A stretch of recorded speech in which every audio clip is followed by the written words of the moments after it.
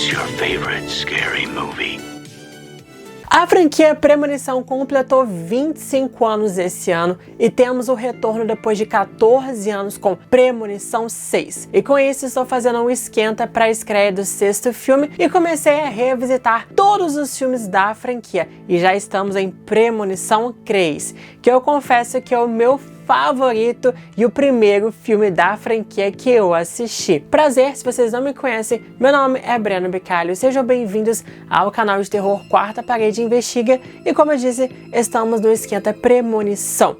E estou tendo uma premonição de que até o final desse vídeo vocês vão dar um like e se inscreverem no canal e bora então para a crítica completa de Premonição 3. O filme se passa 6 anos depois dos eventos do voo 180 do primeiro filme. E agora temos mais uma nova visionária, a Wendy, que vai junto com seus colegas de turma para um parque de diversão, comemorar a formatura do ensino médio. E a Wendy fica responsável por tirar fotos para o anuário. Mas assim que embarcam na montanha-russa, ela tem a premonição de que um acidente mortal irá acontecer. E de fato acontece, e depois um a um dos sobreviventes morrem na ordem que morrerão na premonição. Eu sinceramente amo os créditos iniciais desse filme, saindo daqueles quartos bagunçados de Alex e Kimberly e agora mostrando o próprio parque. E temos o questionamento do filme: sorte ou destino?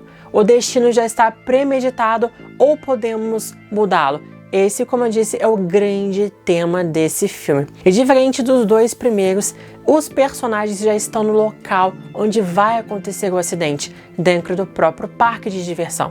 Então o filme vai direto ao ponto, mas mesmo assim ainda temos uma crescente de suspense pro acidente, assim como no primeiro, principalmente partindo lá do desconforto da Wendy, que sente que algo está errado, e temos várias pistas para o que vai vir a seguir. A Wendy é uma controladora e ela não gosta que as coisas saem do seu controle, e isso pode ter desencadeado sua premonição. Porque no filme todo a morte mostra para ela que ela não tem controle de nada. Quando eles entram então lá na montanha-russa, o Ian já vai falando das estatísticas de morrer numa montanha-russa, que é uma em 250 milhões. Mas com a morte em jogo aqui, isso cai obviamente por terra. A Wendy não quer ir na frente e Kevin joga na moeda sorte para ver quem fica com ela no final da fila, e ele acaba sendo sorteado. É sorte ou é destino? Eu vou responder lá no final desse vídeo. Assim como no primeiro também, esse filme brinca com o medo das pessoas de montanhas russas, que vão ficar com mais medo ainda de ir depois que assistirem esse filme, viu? E aquelas que não têm medo, como eu, podem pensar 2 vezes antes de querer ir em uma. É um acidente sem chance de sobreviver. Você está no alto de um carrinho em movimento sem ter para onde fugir. Você não está em terra fixa. O que você faz? Não há escapatória. E esse é mais um tema que o filme trata. Não há como escapar. E a cena do acidente é muito, mas muito bem feita. E claro que esse cenário de parque de diversão é icônico. Aqui, inclusive, semana passada eu fui no parque de diversão, postei lá no meu Insta e minha DM bombou com a galera falando de Premonição 3.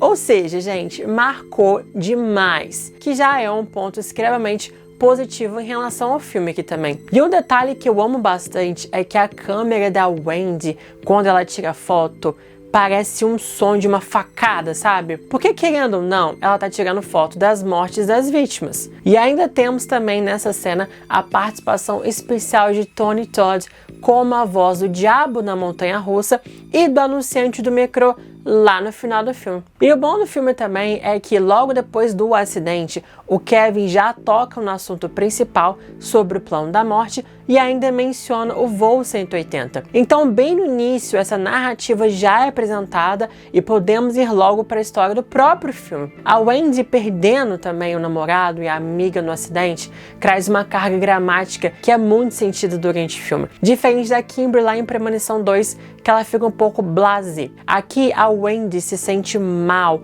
e culpada pelo que aconteceu. Começa a se isolar de todos e desde o acidente ela diz que sente uma presença negativa, algo de ruim que a persegue. A gente sabe que é a própria morte. E há brisas que aparecem do nada, a gente sabe que a morte gosta de uma ventania. Principalmente ali na cena do funeral, com o vento das árvores e a Wendy até perde o equilíbrio. Por isso, esse filme é extremamente atmosférico, igual ao primeiro filme. Ele volta a ter esse lado mais sombrio e desconfortável, em que sentimos que a morte está presente, mesmo não conseguindo vê-la. E com isso também temos novamente o tema da morte, com a música Turn Around and Look at Me. There is someone walking behind you. Turn around. Que a letra aqui é autoexplicativa. Há alguém andando atrás de você, se vire e olhe para mim. Claramente é a morte e a música vai tocando em pontos-chave do filme, que já dão uma dica de que há algo terrível que está prestes a acontecer. É o filme que mais bem utilizou essa música tema da morte, viu? Principalmente ali na cena do metrô icônica. E o número 180 também retorna em várias formas, principalmente também no final, no vagão do metrô. E essa mesma atmosfera do primeiro filme se deve, obviamente, ao diretor ser o mesmo, o James Wong. É Wong, tá, galera? Não é James Wan, não. É James Wong, é outro diretor. E aqui ele utiliza bastante as mesmas técnicas que ele fez no filme original e dá realmente pra perceber. E também temos o retorno de um elenco jovem como As Vítimas. Mas mesmo ele trazendo essa mesma atmosfera, a mesma premissa ali do primeiro filme, ele também traz novidades, como as fotos de como as pessoas vão morrer. Isso gera realmente um suspense, mas muito criativo. Porque ao longo do filme nós ficamos igual a Wendy e o Kevin, querendo desvendar como as vítimas vão morrer. Mas não só como as vítimas vão morrer, mas como eles mesmos. E gera o questionamento. Eu devo ver minha foto ou não? Eu vou sentir dor? Eu vou sofrer? Vai ser rápido? Se eu ver a minha foto, posso evitar a minha morte ou vou ficar mais paranoico ainda? Vocês veriam a foto de vocês de como morreriam? Ou vocês evitariam ao máximo como eles fizeram? Eu sinceramente não sei, galera. Eu acho que eu olharia, porque eu sou muito ansioso e ainda tentaria evitar ao máximo que a morte aconteça ali. E vocês? E outro aspecto que aumenta ainda mais o suspense é que há mais 2 pessoas na premonição que morreram e não sabemos as suas identidades. Quem são? Como vão morrer? Como eles tentarão impedir a morte? E aí vem a reviravolta de que uma das vítimas é a Julie, a irmã da visionária, incluindo então um fator familiar na história que não tínhamos visto antes. A Wendy e a Julie vivem num pé de guerra durante o filme. A relação delas realmente é uma montanha-russa. Às vezes se dão bem e se entendem, mas às vezes brigam, mas no final elas acabam evoluindo como irmãs e o que elas passaram durante o filme as une completamente. A mesma coisa acontece com o Kevin. No início, ele e a Wendy não se gostam muito, mas ao longo do filme eles criam uma linda amizade inesperada. Então essa dupla desconexa acaba funcionando e se conectando pelo infortúnio que passaram durante o filme todo. Então há muito desenvolvimento desses personagens e das suas relações. E outra também, uma novidade que o filme traz é o visionário ter uma premonição de um acidente final.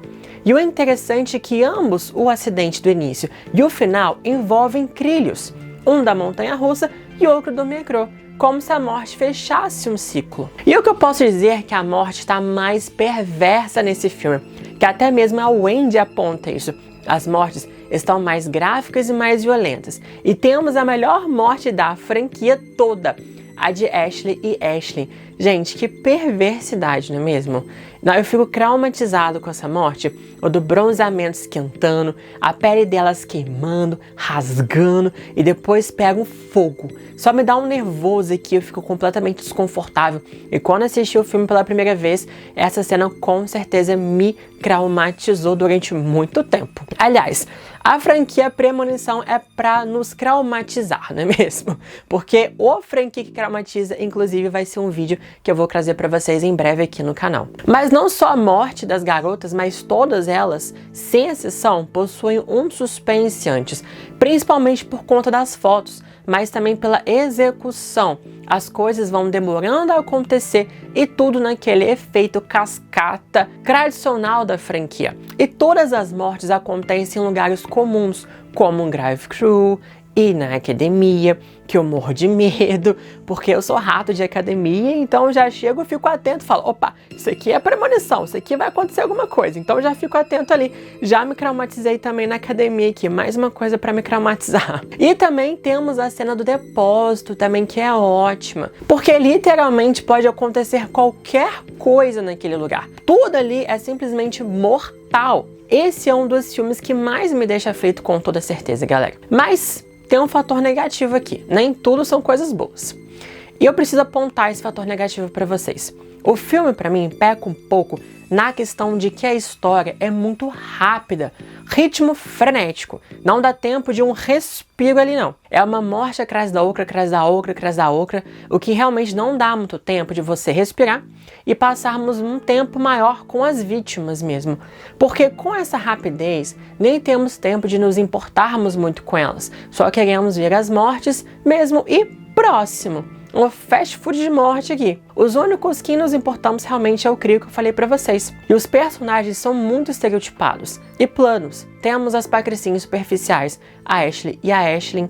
Temos o machista Frank, o valentão e atleta Louis, os góticos e nerds Ian e Erin. E claro, a adolescente rebelde, a Julie, que tem um pouco mais de desenvolvimento aqui. Eles poderiam ter dado mais profundidade e camadas aos personagens secundários, assim como fizeram lá no primeiro filme Premonição. Então vamos falar agora sobre o tema do filme. Sorte ou destino? Destino, porque o filme te dá a sensação de que tudo já estava programado pela morte. Deles sobreviverem na montanha-russa e serem mortos depois por conta das fotos. E sobreviverem de novo para estarem no metrô também por conta da foto do Kevin. Então não havia escapatória. O destino deles já estava traçado desde que entraram naquela montanha-russa. A morte deu uma falsa sensação de controle e possibilidade de escape, mas eles nunca iriam escapar. Tudo aconteceu exatamente do jeito que deveria ter acontecido. Isso também gera um questionamento sobre os outros filmes da franquia. Não há escapatória. Eles acham que podem derrotar a morte, mas não. E aqui traz a ideia de que a morte faz um desencarne coletivo, pegando os sobreviventes e colocando eles em um grande acidente no fim, o que vai acontecer de novo lá em Premonição 4 e Premonição 5. E podemos dizer também que esse filme tem dois finais que são sensacionais, tanto do festival quanto do metrô. O do festival, onde temos a revelação da Julie e da amiga como as próximas na lista da morte, eles se salvando no final, e é nesse momento em que o Crio realmente se conecta. Tudo muda na relação deles naquele momento, naquele festival. E tudo também no festival pode ser mortal, e exploraram muito bem essa locação. Aliás, todas as locações são bem icônicas, né? As do parque de diversão, a do festival, e claro também a do metrô. Mais uma cena que me marca muito é o Wendy indo de carro até o festival e a música toca e há um carro atrás dela. A gente sabe que é o Ian que está perseguindo ela e depois descobrimos que ele vai causar a morte dela. Então o Wendy tem dois vilões para poder lidar aqui: a própria morte e o Ian, lá no final do filme. Agora, um outro final também, o segundo final, é o do metrô, que para mim é perfeito pela atmosfera. Quando o Wendy entra, já podemos ver nas paredes as propagandas de todos os lugares de onde as mortes ocorreram durante o filme. Há o número 180 invertido no espelho, o anunciante do metrô, Tony Todd, dizendo que a próxima parada é o fim da linha. E como eu disse também, a música tema tocando no fundo. There is someone walking behind you.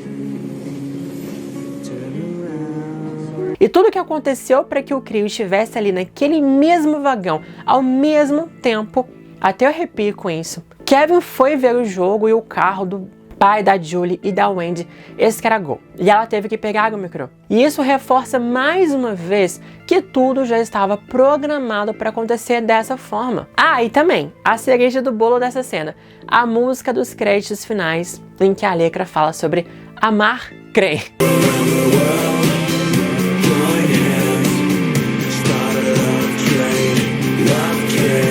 Irônico aqui, né, galera?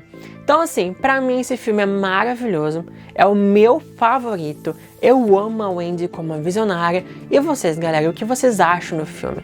Eu sei que tem uma galera que gosta bastante de Premonição 3, é o favorito de muita gente aqui, e vocês concordam, não concordam? Comentem aqui e deixa eu ver se eu acertei.